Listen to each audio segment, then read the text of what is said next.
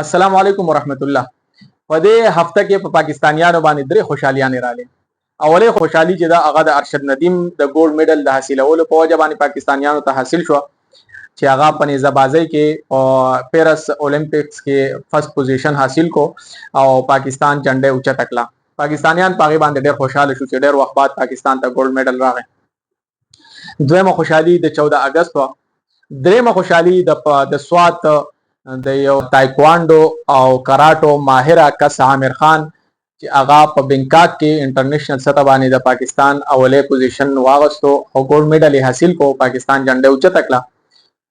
نو دغه خوشحالي هم وس لګ مونږه موازنه کو د ارشد ندیم او د عامر خان په باره کې چې یو د پنجاب دی او بل د پښتون خیبر پښتونخوا دی. چې ارشد ندیم کله مقابله وګټله ګولډ میډل حاصل کو نو د پنجاب حکومت د هغې دپاره د 10 کروڑ روپو اعلان وکړو. دغه شان د نورو څیزونو اعلان ولا وکړلی شو. بیا چې کله پنجاب ته را داخل شو لاهور ته راغی نو په لاهور کې د هغې غټ استقبال وشو. راځو د پاکستان د پښتونخوا عامر خان طرف ته. کله چې هغه میډل حاصل کو نو زمونږ د سوات کسانو په سوشل میډیا باندې بیا د هغې نه پس نورو پښتنو د هغې ډېر زیات حوصله افزایي وکړه. خو چې کله هغه پاکستان ته راتو نو نه د هغه استقبال په هغه طریقې سره وشو، نه د خیبر پښتونخوا حکومت د هغې دپاره اعلان وکړو، نه د هغه نوم واغستو، نه د هغه دپاره بل څه چې دی حوصله افزایي دپاره څه وکړله. بیا چې یو کس تپوس کوي د پښتونخوا د حکومت نه چې آیا د داسې لوبغاړو دپاره اعلان کولی شي که نه شي کولی، پکار دی نه ده پکار، نو هغه وایي دا د عوامو د ټیکس پیسه او دا زما سره امانت دی. بای تا د کومه داسې نهرونه چې دی هغه وبیول، تا چې دی هغه د شهدو نهرونه یا د شودو نهرونه یا د نور څه نهرونه په هر دغه کې اداره کې خو ستا کرپشن روان دی. په هر ځان له خورې ځان له 20 او 30 ګاډي ولاړي، ځان له په سوونو چې دی هغه پولیس ګارډ چې دی هغه د یو کس سره هغه کې د عوامو ټیکس نه ښکاري. خو چې کله یو غریب کس هغه څه وګټي، هغه د پاکستان نوم روښانه کړي، نو هغې په هغه وخت کې بیا تا ته د پاکستان د خزانه در یاد شي چې دا د ټیکس پیسه ده.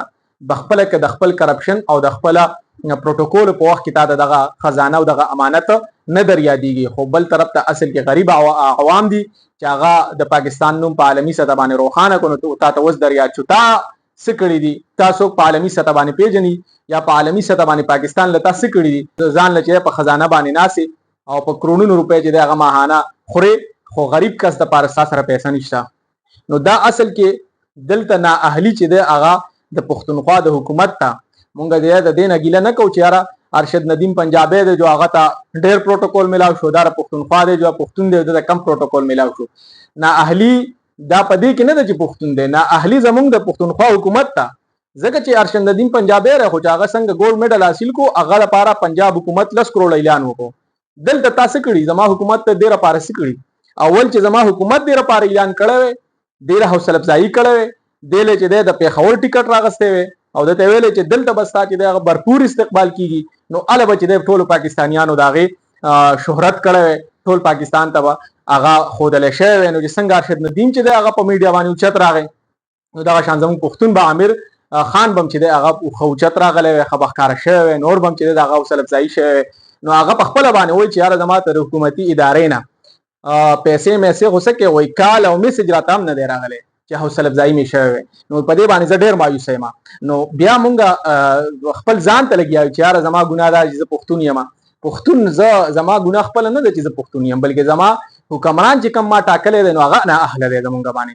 نو دغه نااهلي که هغې ختمه کړه او دا خپل کرپشن چې دی هغه بند کړو، دغه پیسې په عوامو لګول شروع کړو، نو انشاءالله پښتون به بیا ډېر مخکې ځي. بیا پښتون مونږ نه کوو انشاءالله. نو دا قوم چې دی په دې کې صلاحیت شته، خو دغه صلاحیت د حکومت سپورټ غواړي، نو دغه صلاحیت به انشاءالله مخې ته راځي. نو که ارشد ندیم دی که پنجابی دی هغې ته به هغې خپل سپورټ ورکوي، زما د صوبې عوامو ته به زما حکومت سپورټ ورکوي. موږ به بیا د پنجاب حکومت ته نه ګورو بلکې خپل د پښتونخوا حکومت ته به ګورو. نو که اوس هم زما د اواز بالفرض صوبایي حکومت ته راسي، نو اوس هم دیر آید درست آید په هغې مصداق په هغه مقوله د عمل وکړي او د هغه دپاره چې دی حوصله افزایي دپاره هغه سره رابطه وکړي، هغې له د پروټوکول لږ شان ورکړي، هغې له چې دی پیسې میسې ورکړي، د هغه له اکیډمي دغه کړي، کراټي دي او دا په دې کې صحت پروت او صحت اسلام د صحت ډیر زیات تاکید هم کوي. نو لہذا زما دغه درخواست دی چې حکومت پښتونخوا هغه څومره با استعداده با صلاحیت پښتانه دي هغه مخې ته راولي. واخر دعوانا ان الحمد لله رب العالمین.